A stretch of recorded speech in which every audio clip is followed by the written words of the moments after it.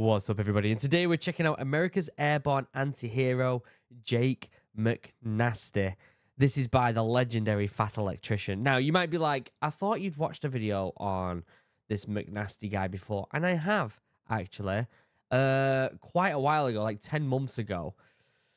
And it was by a different channel. But I just want to show you these comments of people saying you should watch the Fat Electrician's version of the video. Look how many there are. Like, it literally doesn't stop. Like, there's so many of them saying, literally, you really need to check out the Fat Electricians. This was good, but the Fat Electricians video is better. You need to watch Fat Electricians version. Check out the Fat Electricians version. Like, literally constantly. So here we are. We're going to check out his video. It's a longer video than we usually do. It's the whole 36 minutes, roughly. It's the longer form videos. He commented on the last time I reacted to one of his videos saying, hey, check out some of the longer form ones. I think you'll like them. Asking me to react to him. This is a great shot, by the way, of him on my screen right now. Brilliant shot. It's the best shot I could get of him, to be honest with you. So anyway, it's a longish video. Sit back, relax. Get yourself a cup of tea or a cup of coffee. I can't even talk. I have been sick. Kids are constantly getting me sick. My two kids, they're just viruses that just constantly get me sick. Sore throat, runny nose, chills, body aches. Like monthly. At least every other month, they're making me sick in some way. So I might sound like I've got a deeper voice than I usually do, which might make me sound a little bit better. 35 minutes. Sit back, relax. If you want to watch the original video without me waffling over the top, as always, it's down in the description below, which, by the way, you should be subscribed to his videos and liking all his videos anyway. Like I said, no-brainer, okay, guys? So please go do that because he is a really, really good YouTuber. But for now, let's shut up, let's sit back, and let's have some fun. This is hands down going to be the longest video I've ever made. I should probably pee first. Hold on. I should have probably done that first. Today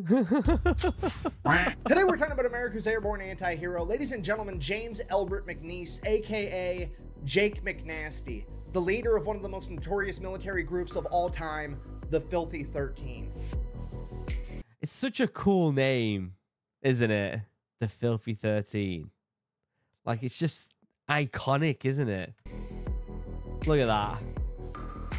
And just to clarify, in case you don't know, being an anti-hero is not a bad thing, despite how it may sound. You see, the textbook definition of an anti-hero is a hero that does not display typical heroic qualities, which honestly is pretty ambiguous, but it's one of those things where you know it when you see it. So for example, a regular hero would be somebody like Superman. He's invincible, he shoots lasers from his eyes, and he always does the right thing 100% of the time. He never roughs up the bad guy. He always takes him straight to jail because the justice system never messes up anything. He also can do, like, Superman's such a weird superhero because he can literally do everything. There was a comic, a Superman comic from a long time ago, I'm pretty sure, where he could fire out mini versions of himself. And then he got mad because the mini version of himself started doing all the hero work. And so he had to fight the mini version of himself. Superhero comics are so weird, aren't they? He only has sex in the missionary position. He always changes the batteries in his smoke detectors on time. It's boring, unrelatable, and completely inhuman behavior. Yeah. Anyways, and then you have the anti-heroes, the fan favorites, the characters with human faults that they not only overcome, but turn into their advantage. The best ones. By far the best ones. Characters like Wolverine with his bad attitude, Deadpool with his morbid sense of humor. Hell, even Batman is an anti-hero because at the end of the day, it's more relatable to do karate in your garage, dress up like a bat, and then run around town beating up clowns and dudes on steroids than it is to be perfect. Yup! So I guess what it means to be an anti-hero is that you always do the right thing, but you don't always do it the right way. And if you were to ask me for a real-life example of an anti-hero, I can't give you a better one than Jake McNeese. As a side note, before he gets into his story, if you want like a superhero story, they're not really superheroes, but if you want like a better version of like a fantastical superhero story, you should be reading the Stormlight Archives. I'm telling you right now, they're my favorite books. All these pictures behind me on this side, all these pictures here. In fact, let me pull this up. All these big books here All these minifigures here. In fact, all these books are in the Cosmere. They're not in the Starlight Archives. These are the Starlight Archives here. They're books, and they're like superhero books. They're not. It's hard to explain. They're not really superheroes. It's like a fantasy book, but they're becoming big. And Jacksepticeye has also just done a video on how good they are. You should. If any Stormlight fans out there, hit me up in the comments. I hope you're back to the new RPG that they're bringing out. I'm so hyped for it. Anyway, let's get into this guy. Let's see what he's up to. All right, here's the deal. Jake was born in Oklahoma in 1919. He grew up during the Great Depression as one of 10 siblings. This guy had to learn how to hunt, fish, and trap just to help put food on his family's table so they could survive. He had his first full-time job when he was 10 years old and continued to work full-time all the way through high school. I feel like no one, like, it's very rare families have that many kids these days, right? I'm happy with 2. I don't want 10 kids. Can you imagine? I get sick every other month because of these kids. Imagine what it'd be like with 10 kids. I'd just die. I'd just die. No wonder they're sending them out to work at full time at 10-year-old. They probably want to friggin' have a break. Go work. It wasn't so much child labor. They already probably had plenty of food. They're just like, get out of the house. I need a break. No, I'm joking. It sounds like a rough life, doesn't it? After graduating, he became a full-time firefighter. Shortly after that, the attack on Pearl Harbor happened. America entered World War II. Jake, however, was exempt from the draft because he was a firefighter, but that's not what Jake wanted. Jake wanted to volunteer, and he didn't just want to volunteer for anything. Jake wanted to be a paratrooper and a demolition man. Jake wanted to jump out of a perfectly good plane behind enemy lines with a couple of buddies, be completely surrounded, and have nothing more than a gun and some explosives and just go out there and deprive the enemy of nice things. Sounds like a good time, to be fair, doesn't it? I don't know. Part of me is like, I never want to jump out of planes. That's not for me. That's why I was in the Marines and not in the Paras at the end of the day, you know? But at the same time, if I had no kids and I was a bit miserable, and there was a big war going on, I'd be like, yeah, just pop me behind enemy lines with a bunch of explosives. Let's have a party. Do you know what I mean? Got a bridge? Guess what? Now you don't. Nice power lines. It'd be a shame if somebody blew those up. That's what Jake wanted to do, and that's what he was gonna do. So at the age of 22, Jake set off for training. Upon arriving at training, Jake pretty much immediately establishes himself at being incredible at any task the Army can throw at him, but also a humongous pain in the ass to his entire chain of command. During his very first... They're the best soldiers. I've paused it so much and we're only 3 minutes in. They're the best soldiers. The ones that are legit, like, oddballs that do their own thing. They are. They're the people that go in the special forces. First week in the Army, Jake got in a fist fight with the staff sergeant in charge of the chow hall because the staff sergeant wouldn't give him butter with his bread. At which point, the entire chain of command is like, on one hand, we have to get rid of this guy. He's a loose cannon. You absolutely cannot be attacking staff sergeants as a private. He's got to go. But on the other hand, this is exactly the type of behavior we're looking for somebody that we want to drop behind enemy lines and expect to fuck up everything. So they just kind of let it slide. Fast forward a couple of weeks, Jake is doing a demolition course and he ends up setting the course record. He is the fastest person to ever complete this course. At which point his leadership walks up and is like, hey, soldier, congratulations, you broke the record. Jake looks the guy in the eye and goes, yeah, if you think that's impressive, you should see what I can do when I have some butter once in a while. And that pretty much sets the tone for the rest of Jake's training. He absolutely crushes any task they give him, but also, Jake does not give a single fuck about the dog and pony show that is the US military. He's not going to call an officer sir or ma'am. He's going to call them by their nickname. He's not going to salute them unless they salute him first. He's not going to stand outside and salute the flag during retreat. Again, they're the ones that end up becoming special forces. People think that when SF are looking for an individual, and I only know this because of what friends have told me who ended up going SF, right?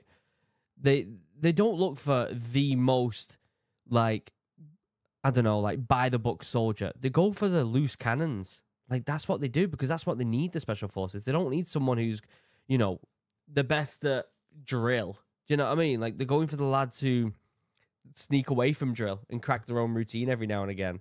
And he absolutely is not going to show up to formation on time, and he's definitely not going to be sober all the time, because that's just how Jake is. And because of this, Jake would be the only new recruit to not get promoted to PFC, which is a way bigger deal than it sounds like, because at this point in time, in the 101st Airborne and the 82nd Airborne, every single new recruit after 31 days of training got promoted to private first class. The reasoning behind that was they wanted to give these guys a promotion so they can make more money and ideally send that money back home to their families because, well, they've got a very dangerous job coming up and nobody Yeah. knows what's going to happen. So absolutely everybody is getting promoted to PFC after 31 days except for Jake. But here's the thing, Jake didn't really care. Jake wasn't there for the money. He was It probably stoked him up even more, though, and just made him more angry and more of a loose cannon. there for one thing and one thing only. We're going to be doing one thing and one thing only. What a great Killing film. Nazis.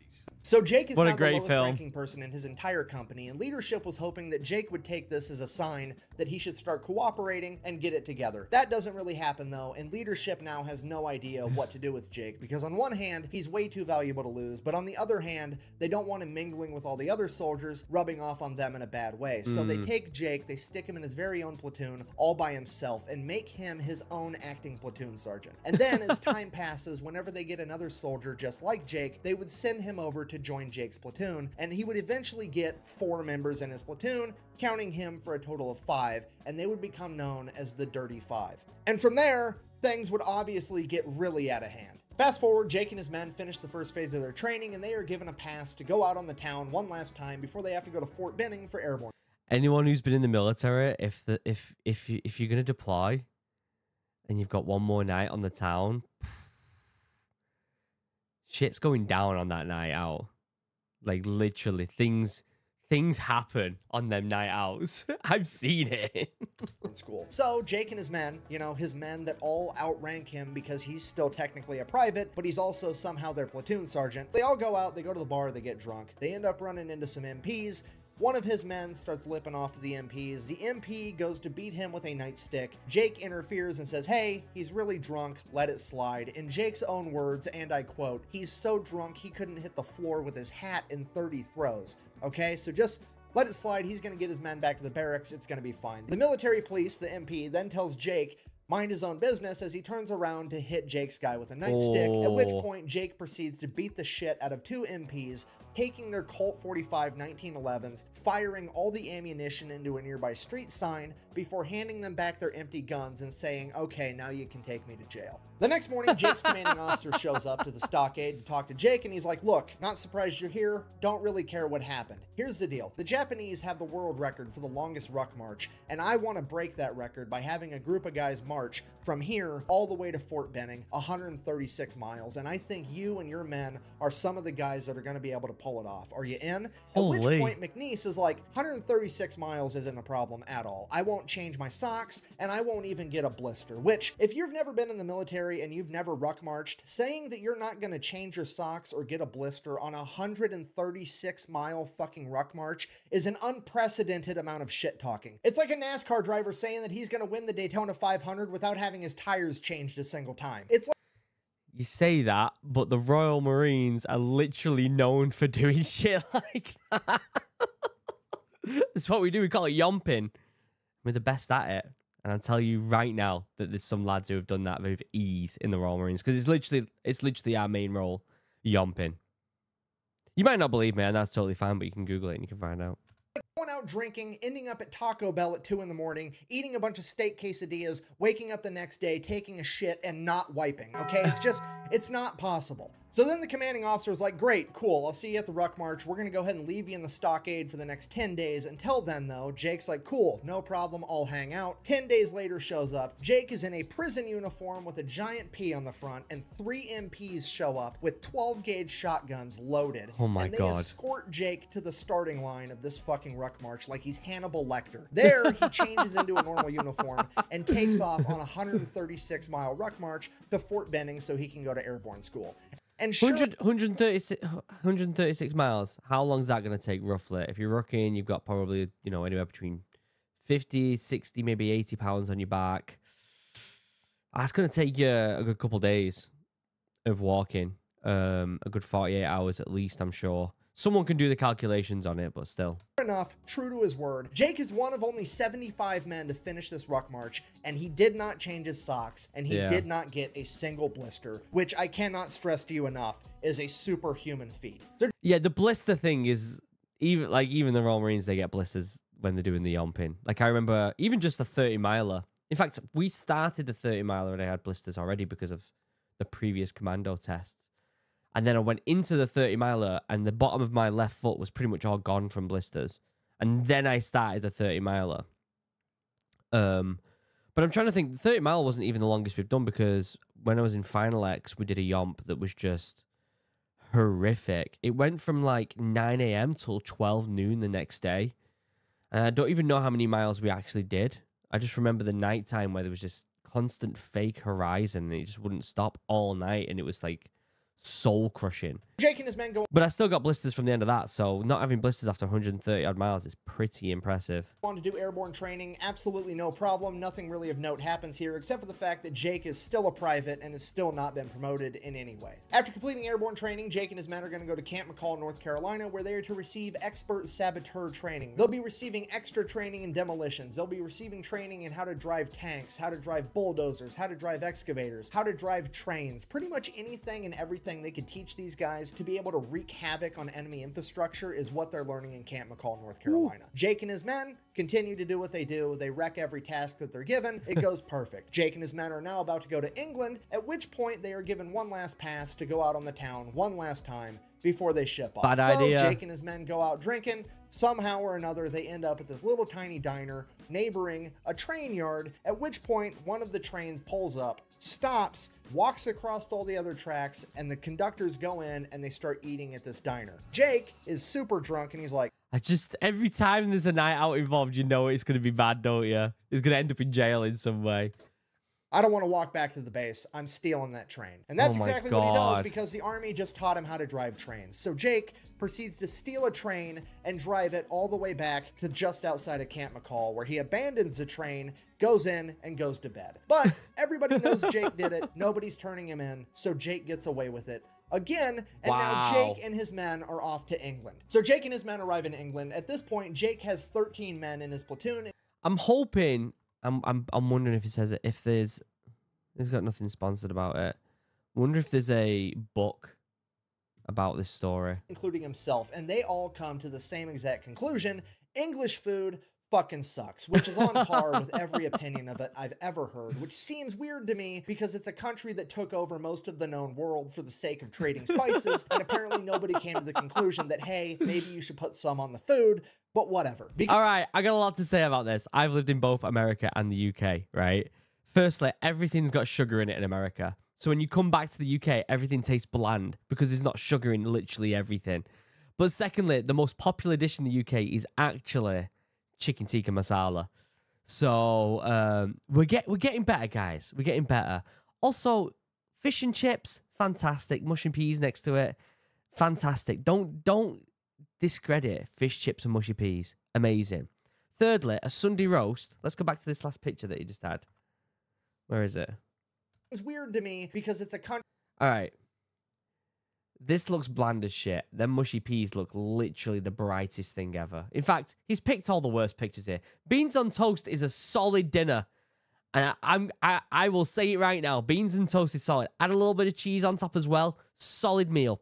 And listen, if you're going to say no, in America, I've lived there for 10 years. You're eating sloppy joes, right? Saying that beans and toast is bad. Don't you dare.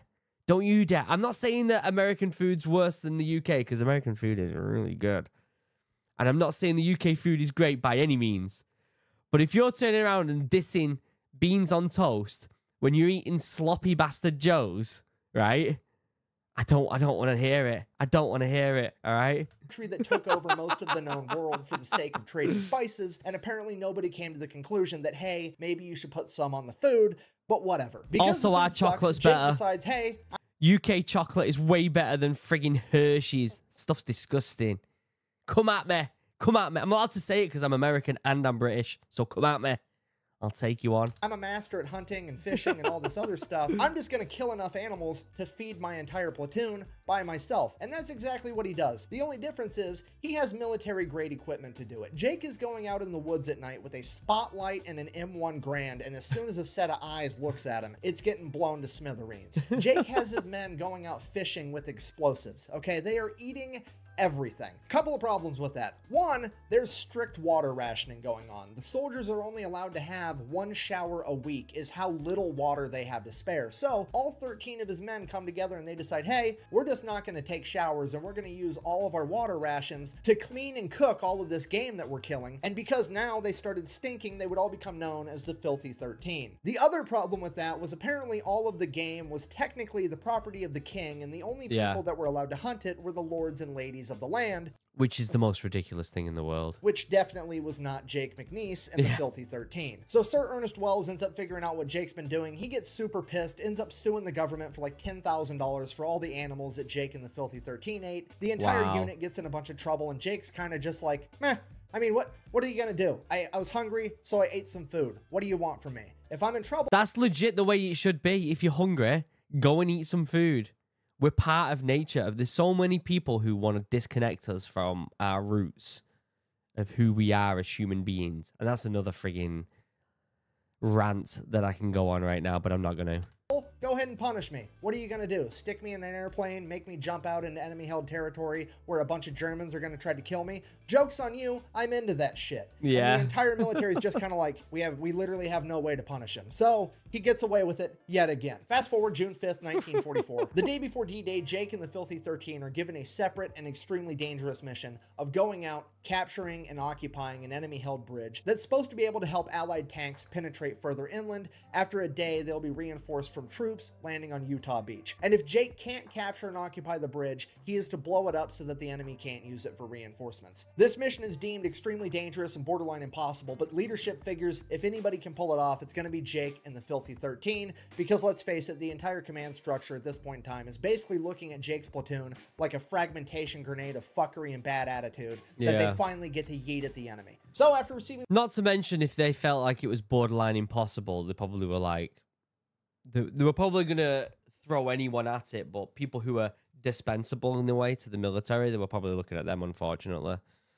Unfortunately, but that's just the way that the military works, really, isn't it? Their mission, Jake and his men go out to start boarding the C-47s to take off at midnight to jump into Normandy. At which point, Jake decides that he's going to whip out his straight razor and shave himself a mohawk. He tells everybody that he's part Choctaw Native American and he wants to honor that heritage. However, in reality, while he was part Choctaw, he had heard that Germany had a lice epidemic and wanted to go there with as little hair as possible. Regardless, his men followed suit and all shaved mohawks. I mean, that makes sense. When I went out on operations on a ship, I also cut myself a mohawk, and the captain of the ship was like, "Who's this young Marine looking like a fool? Get your head shaved right now," and I had to cut it off, unfortunately. Then began donning black face paint, at which point Jake is like, this is cool, but we can make it cooler. So he goes over to the C-47 that had a fresh white stripe painted down the side of it to identify friend from foe, and the paint was still wet. So he runs his fingers through the paint and goes around painting all of his men's face with white face paint as well. Unbeknownst to Jake and the Filthy 13, there were camera crews there taking pictures and recording them, and they would actually end up going viral, and the entire nation would be captivated by the unique and dangerous look of these men as they prepared to jump into enemy-held territory. So that's sick, isn't it? That's so cool. Look at him. So cool. So much so that it would actually inspire a movie to be made known as The Dirty Dozen, and Jake and his men would be none the wiser to any of it until after World War II. Wow. June 6, 1944. I've heard about that film, but I've never seen it. Is it any good, anyone? Let me know. For Jake, the Filthy 13, and 18,000 other paratroopers take off in C-47s as they prepare to jump behind enemy lines before the amphibious invasion at D-Day. About 20 miles from the targeted drop zone, Jake's plane gets hit with enemy flak fire and is losing altitude, and they have to bail out early. Moments after McNeese jumps out of the plane, the entire plane explodes, killing some of the Filthy 13 and scattering the rest miles apart. So Jake lands, he's completely unharmed, and he has all of his equipment. The only problem is he doesn't have any other Americans anywhere near him. So he just kind of takes off. He gets in a couple of long-range firefights with the Germans, takes a couple of them out in close quarters combat, and he's just going around trying to find any other paratroopers to group up with. And it's going on for hours and hours, and he can't find anybody. And he's starting to think maybe the whole thing was a catastrophe. Maybe it got called off. Maybe I'm the only guy out here right now. What am I going to do? And he finally comes across one other American paratrooper, and it's a machine gunner that lost track of his machine gun during the jump. And this guy is running around Normandy with nothing but a belt of machine gun ammunition and no gun. And Jake is like, Jesus, okay, well, you're with me now, I guess. Here's my grenades. You take those. I'm going to keep my M1 Garand. Follow me. So now Jake and Grenade Guy set off to find more paratroopers. So they keep looking, they find some more. They find a squad of mortar guys. They find some guys over here, some guys over here. Slowly, Jake amasses an entire platoon of about 35 paratroopers, and they're all gonna help Jake in his mission to take out this bridge. So Jake and his new... It's crazy how they all had a goal, and then when shit hits the fan, everyone's like, all right, let's just figure it out together. Let's get into a group of people and just crack on. You know what I mean? All right, we're just going to concentrate on this one thing for now. It just seems like pure chaos behind the lines, doesn't it? Companions start making their way to go blow up this bridge, at which point they would eventually come up on an entire American unit being led by this colonel, and the colonel is like, hey, you're working for me now. I don't care about that bridge. I need you to go pull security over on this part over here. McNeese tried arguing with the colonel, but the colonel wasn't having it. He gave a direct order, and McNeese is like, okay, fine, whatever. I'll take my 35 guys, and we'll go guard this for you. So they take off headed there. They get to the point they're supposed to guard, and McNeese just keeps walking because it was the same direction as the bridge. All of his men are like, hey, we're supposed to stop here. McNeese is like, you do what you want. I have to go take care of this bridge. You can come with me. I'd appreciate it. If not, stay here and guard it. I really don't care. All of the men go with Jake and proceed to make their way to this bridge. So Jake and his men show up to the bridge. I mean, I wouldn't have expected anything different from him, to be honest with you. You know what I mean? Bridge, they capture it. They build up some fortified fighting positions because they now have to hold it for a day until reinforcements from Utah Beach can arrive. So the Germans start showing up. They fight the Germans back every time. One day passes, no reinforcements. Day 2, they keep fighting the Germans back, holding the bridge, no reinforcements show up. Day 3, the Germans are now on the other end of the bridge with Jake and his men over here, and it is just no man's land in between on the actual bridge. When suddenly, an entire squadron of P-51 Mustangs comes up and blows up the entire bridge, because apparently the American leadership determined there's no way Jake was going to be successful in his mission, so they blew up the bridge anyways. Thankfully, Jake and his men would make it out okay. None of them were harmed in the blast from the P-51. Now, at this point, Jake decides, hey, we're going to continue to hold our position here, because if anybody is going to try to cross this ravine, they're going to do it right here where the bridge used to be. And sure enough, an entire German infantry battalion shows up on the other side of where this bridge was.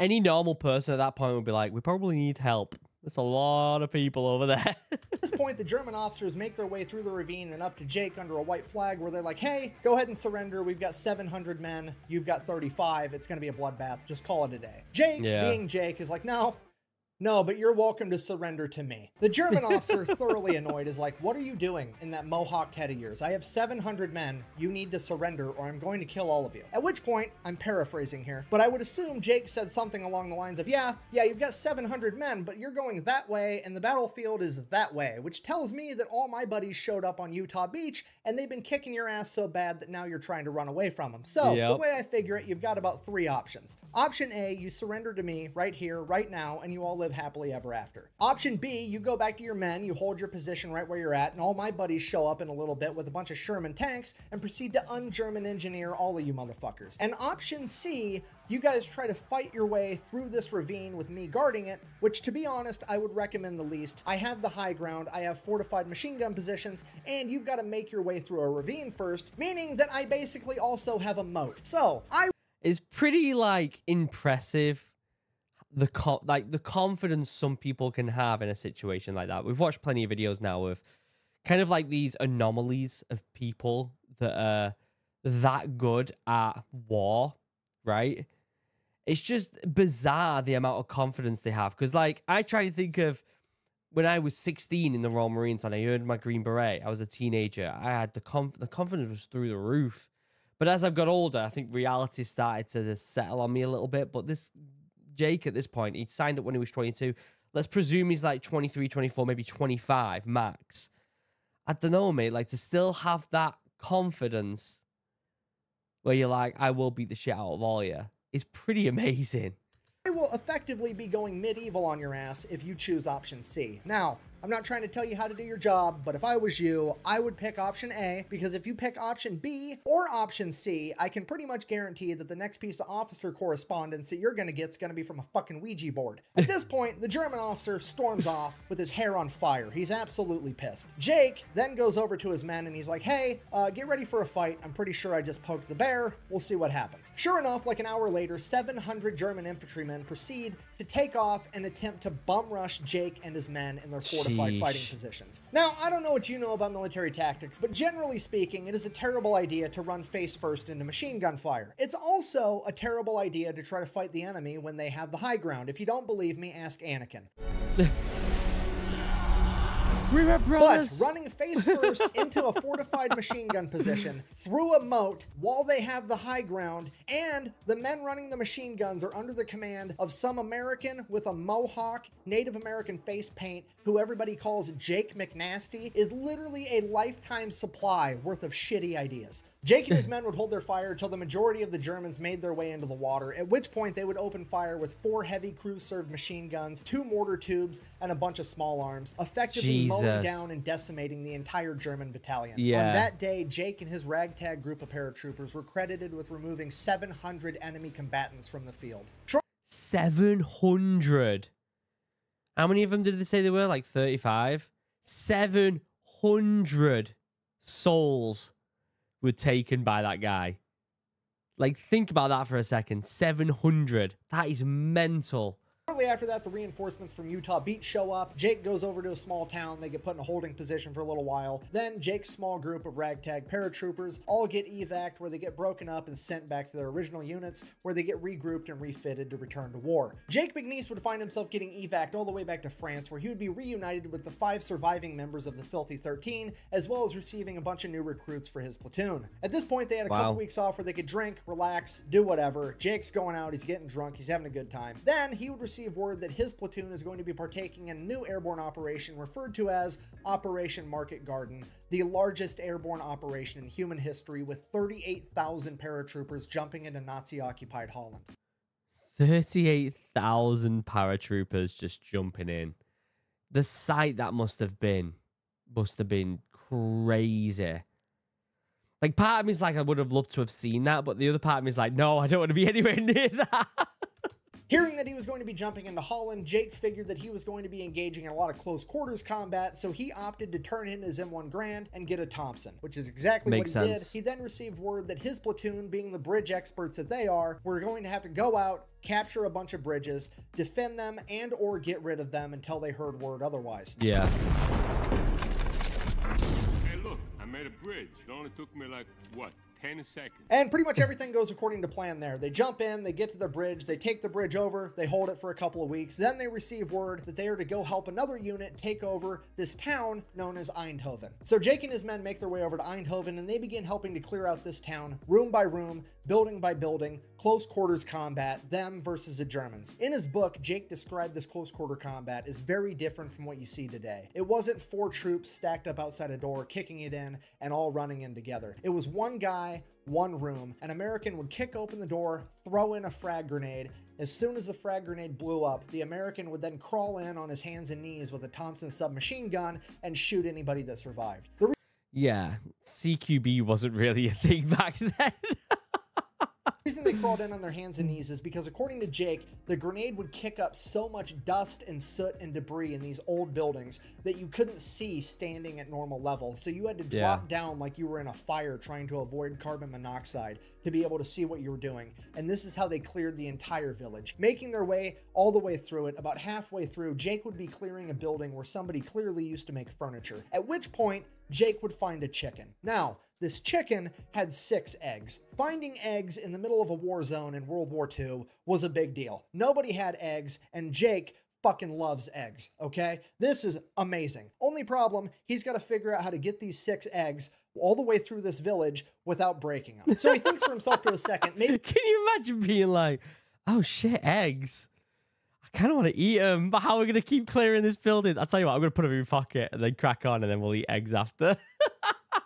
I can leave the eggs here and I'll come back for them later. And he's like, no, that's not going to work because one of these other paratroopers is going to find my eggs and these are my eggs. I want them. So he takes all the eggs and sticks them in the cargo pocket of his pants. Oh and my then, God. every time he clears a room, rather than crawling in on his arms and legs, he slides in on one side, the side without the eggs, to ensure that he doesn't damage any of his precious eggs, which is the most gangster shit I've ever heard in my entire life. This dude is going toe-to-toe in close quarters combat against enemies with submachine guns trying to kill him, and his primary concern is not fucking up breakfast. This is like a stupid video game achievement for when you want to play it on extra hardcore mode. Sunny side up! Sunny side up!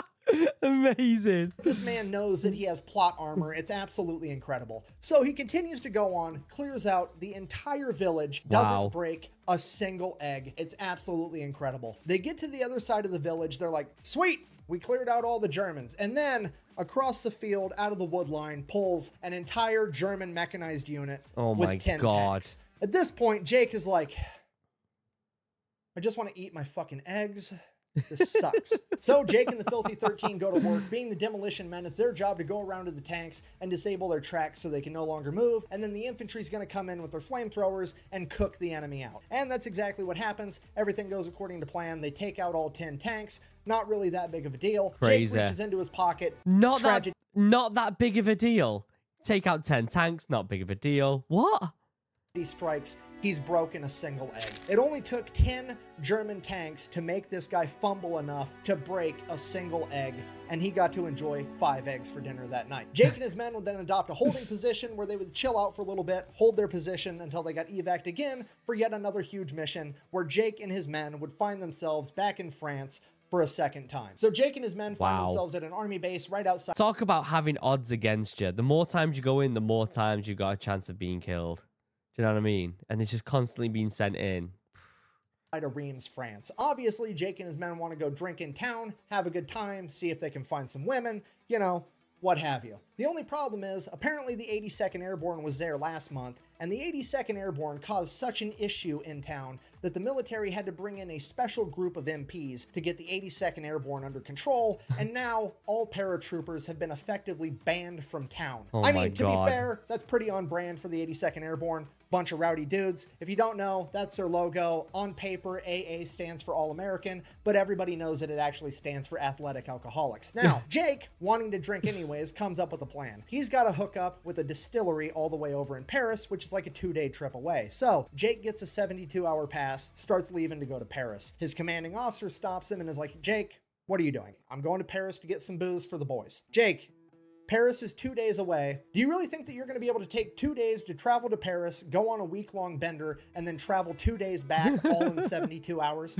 At which point, Jake looks at the officer and says, and I quote, I don't know. I wouldn't be willing to bet on it, but I'm willing to try. At which point the officer kind of just rolls his eyes and is like, is there anything I can do to stop you? Jake, not really. So the officer just lets him go because he realizes that Jake's going no matter what. It's just a matter of if he wants to get his ass beat over it or not. So Jake makes his way to Paris, goes on a couple-day bender, gets a bunch of booze for the boys, heads back to base. He finally gets back. He's been AWOL for 5 days. They immediately throw him in the stockade for abandoning his post, at which point his command comes up to him and is like, Jake, we've been talking. We really want you to volunteer for Pathfinder School. At which point Jake kind of has a little bit of a panic attack and he's like, they're trying to kill me. Like, they're actively trying to kill me. You see, if you don't know what a Pathfinder is, they're basically paratroopers, but they go out hours or a day before the big, huge paratrooper operation, and they jump beforehand, and then they figure out the best spots to drop all the other paratroopers and radio it back to base so they... The death rate for that must be through the roof. Like, the chances of being killed must be so high.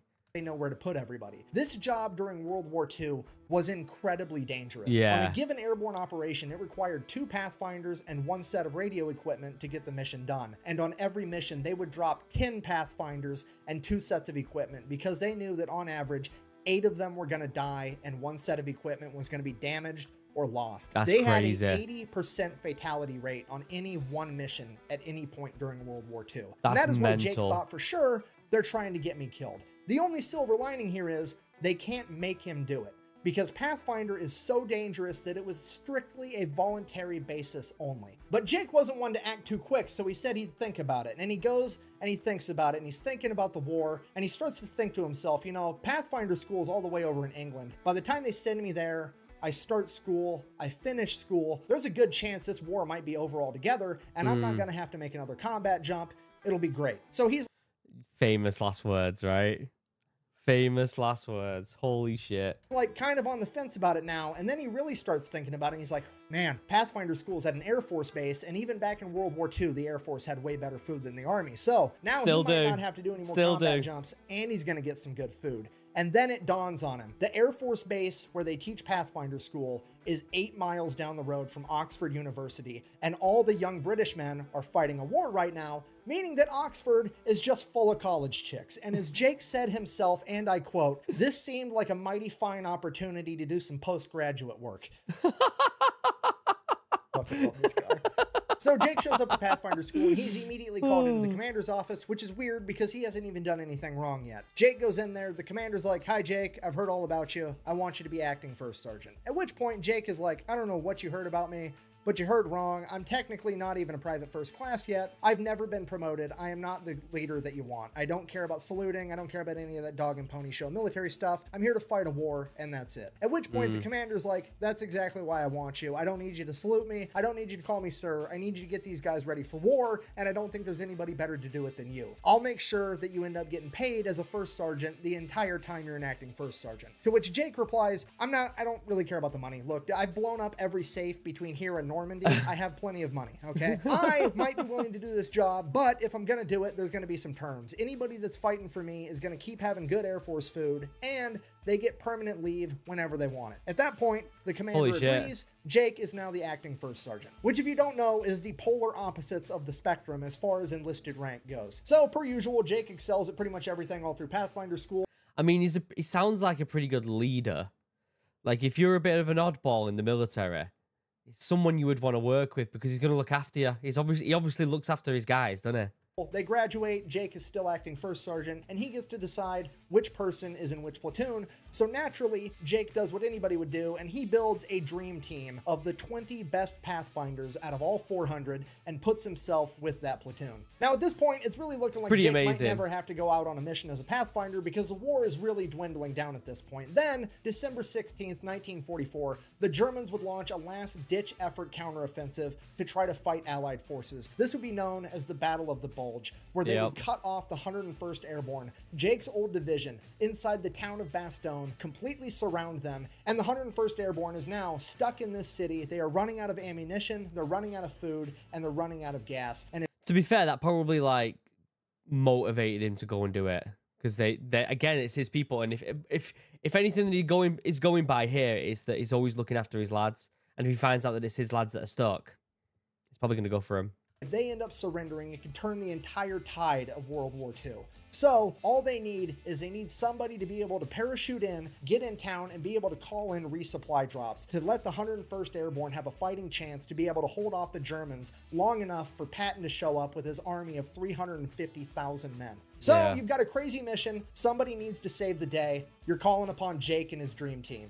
There hasn't been a single radio transmission to come out of the 101st Airborne in over 2 days. Despite that, Jake and his dream team are going to jump in anyways. They have to be able to hit a 2-mile diameter landing zone while jumping out of a plane that's traveling 160 miles an hour, utilizing parachutes that they can't steer. This mission is seemingly impossible, but here they go. They jump out of the planes, they hit the landing zone perfectly. One man, unfortunately, does die, but that is a 5% fatality rate compared to the average of 80. Jake and his men then immediately get to work setting up their equipment in opposite sides of town. And after one guy calls in one resupply, he picks up his stuff, moves to a different location. Then this guy calls in his resupply, picks up, moves to a different location. Pretty successful then, to be honest with you. That's amazing, that, isn't it? And again, I've said this so many times on this channel. There's so many stories that just go, that they've just lost to time, that just seem unbelievable. We know this story. It is an unbelievable story, but we know it. But there's some that are just gone in time, and we'll never know them. And they bounce the signal back and forth on opposite sides of town, all day, sending signals for resupply. They do this because they know the Germans can triangulate their radio equipment and don't want them to start utilizing artillery to take them out. Within the first 24 hours of Jake and his men landing, they called in 247 C-47s for resupply drops. On the second day, they were able to call in 160. On the third day, they were able to call in 140. On the fourth day, they were able to call in 269. And on the fifth day, they were able to call in 129. Jake and his men have single-handedly provided the 101st Airborne Division with enough resupply to be able to stave off the Germans, to give Patton enough time to show up with his army and penetrate through the German flank, effectively ending World War II in the European theater and potentially saving the entire war as a whole. So Jake has effectively saved the day. It is now time to get out of there, get retooled, refitted, and probably never make another combat jump again, because for sure the war is over this time, right? I'm sure he's going to do another jump or two, isn't he? Let's be honest. Right? Wrong. Apparently Patton gets in some trouble, needs some hotshot Pathfinders to jump into Prim, Germany, and call in resupply for him. So they're going to Jake and his crew yet again. Jake jumps in, saves the day for a fourth time, becoming one of the only men in history to conduct 4 combat jumps during World War II. At that point, the war... 4 combat jumps? I don't think people realize how rare that is. Like, the fact that this guy survived is a miracle in itself. Never mind the stuff he achieved when he survived. Is basically over, and they adopt a holding position where they pretty much just party in Germany for the rest of the time. Now, as fate would have it, Jake and his men and some of the rest of the 101st Airborne would end up taking refuge in the abandoned castle of Hermann Göring, like one of the biggest Nazi leaders during World War II. And oddly enough, a bunch of the spoils from all the countries that Germany has invaded all found their way to his castle. Fancy booze, fancy wine, and apparently he was a racehorse fan because every famous racehorse from every country that Germany invaded had made its way back to his castle. Wow. So Jake, the Filthy 13, a bunch of other 101st guys are sitting there getting drunk on fancy wine, fancy whiskey, and there's like $100 million worth of racehorse sitting in the barn, at which point they're like, let's throw on a rodeo for all the townspeople, right? Right, and that's exactly what they do. So you've got a bunch of drunk paratroopers riding around all these fancy racehorses. It's a great time. Wow. And then my personal favorite part of this entire story, while out at the rodeo, Jake would meet an attractive young lady by the name of Amelia. And Jake and Amelia would immediately hit it off and start doing some postgraduate work. I mean, dating. Oh, don't worry, it gets better. As it would turn out, Amelia's father is the leader of the local chapter of Hitler's Youth, which is just the absolute cherry on top to this entire story. How's the saying go? Screw you and the horse you rode in on. Jake's like, nah, I'm gonna raid your liquor cabinet, steal your horse, ride in on it, and then bang your daughter. This is the best possible ending to this man's epic saga in World War II that anybody can even come up with, and it happened in real life. Just to recap, Jake...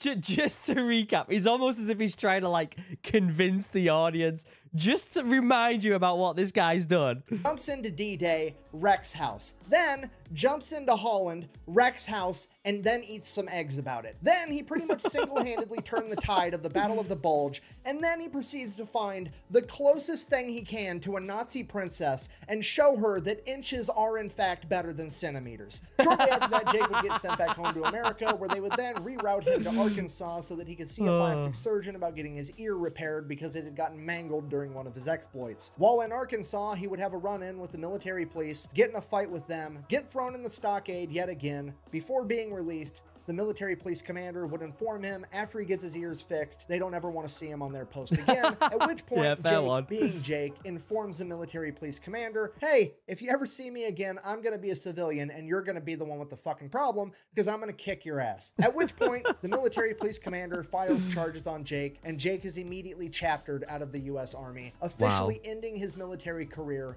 after only 3 years, 5 months, and 26 days. 3 years and 5 months, that's all he did? All that in that time?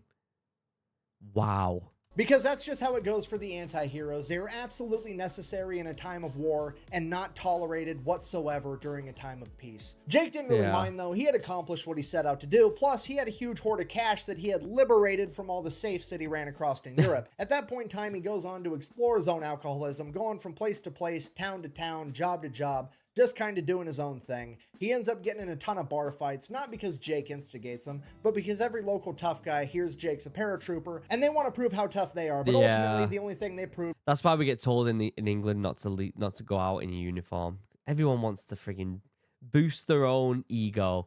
oh, I had a fight with a Royal Marine. So we're never allowed to go out in uniform. Is that they could fall down. Then, after a number of years, Jake would have a near miss with a drunk driving accident where he would almost drive his car into a concrete wall, in his own words, only missing it by a coat of paint. Because of that, Jake would decide that he needs to change his own ways. He would defeat his alcoholism, he would find God, he would start going to church every Sunday, he would find a wife, he would have some kids, and he would live happily ever after, working at the post office in his hometown of Ponca City, Oklahoma, selling stamps and slinging packages, and nobody was none the wiser that their friendly neighborhood mailman was one of, if not the greatest anti-hero of all time. So in conclusion, it's hard to put into words what an anti-hero is, but you know it when you see it. However, the best definition I have ever heard comes from Jake McNasty McNeese himself. When asked in an interview later in life how he managed to survive all of his crazy exploits, he said, and I quote, "I think I made it because God didn't have anywhere to put me. At that point in time, he was so busy, he was only putting people in one of two places, heaven or hell, and I think he knew that I would have goofed up either one of them. So here I am." And I think that might be the closest thing to a perfect definition that we're ever going to get when it comes to defining what an anti-hero is. So, thank you for watching. The best way to support the channel is to go buy some merch at thefatelectrician.com. Quack bang, out. Well, I stood retreat that evening and then went in town that night and got on a big drunk. The MPs was really mistreating a soldier boy. I stepped in, told them to stop it, and they said, "We'll do it anytime we want to." So I took their nightsticks away from them, beat them to the ground. And then I took their 45s off of them and shot up all the street lights and everything around there. And I wasn't shooting at any people, I was just shooting lights. And then we went on in with them to the stockade. And I never did have to stand retreat again. Wow. The guy's a legend. Great story, great storytelling, as always, by the Fat Electrician. I'll leave a link down below to the original video. These videos are longer when I watch these long ones, but if anything, I kind of enjoy them. Great storytelling, great story. Again, these are like the famous people from World War II and World War I, some of the stories. But to be honest, there are so many crazy stories that have been lost to time, unfortunately. And it feels like we'll always have a never-ending supply of just incredible stories that don't seem real, right? A great story of Jake McNasty Niece. Let me know what you think in the comment section down below. I'd love to know your thoughts. Let me know what you want me to check out next. I always love watching the Fat Electrician. It's one of them guarantees that I know I'm going to have a good time when I watch his videos, you know? Anyways, go and follow him. He deserves it. He deserves it. Before you go, like my videos as well. Until next time, I love you all. Have a wonderful day. Goodbye.